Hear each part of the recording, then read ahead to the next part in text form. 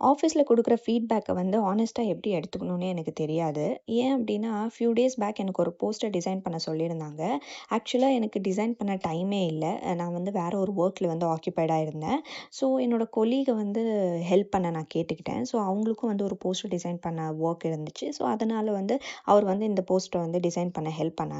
So next day வந்து நான் அந்த போஸ்டரை சப்மிட் பண்ணிவிட்டு கொஞ்ச நேரத்தில் வந்து எனக்கு ஒரு ஃபீட்பேக் வந்துச்சு. "செல்ஷா, நீ வந்து இன்னும் அலைன்மெண்ட்டை வந்து இம்ப்ரூவ் பண்ணணும். கொஞ்சம் ரிஃபைன் பண்ணலாம்ல" அப்படின்ட்டு. அது வந்து நார்மல் ஃபீட்பேக் தான். ஆனா அந்த மூமெண்ட்ல எனக்கு கொஞ்சம் கன்ஃப்யூஷன். ஏன் அப்படின்னா, நான் சப்மிட் பண்ண பிறகு அந்த கொலீக் வந்து இன்னொரு போஸ்ட்ட வந்து சப்மிட் பண்ணாரு. பட் ஆனா அவருக்கு எந்த ஒரு ஃபீட்பேக்கும் வரல. "You have done a good job" அப்படின்னு சொல்ட்டாங்க. அப்போ தான் வந்து எனக்கு ஒரு ஸ்மால் ரியலைசேஷனே ஆச்சு. ஏன்னா கார்ப்பரேட்ல நம்ம ஒர்க்க வந்து ஜட்ஜ் பண்ண மாட்டாங்க சம்டைம்ஸ். நம்மளோட ரியல் இமேஜ தான் வந்து ஜட்ஜ் பண்ணுவாங்க அப்படின்னு. "If you are known for the mistakes in the beginning, people take time to update that image" அப்படின்னு எனக்கு அப்போ புரிஞ்சுச்சு. அது வந்து அன்ஃபேரா இருக்கலாம். பட் அதுதான் வந்து ரியாலிட்டி. அண்ட் ஹானஸ்ட்லி அது எனக்கு ஹர்ட் ஆகல. அது எனக்கு கிளாரிட்டி தான் வந்து குடுத்துச்சு.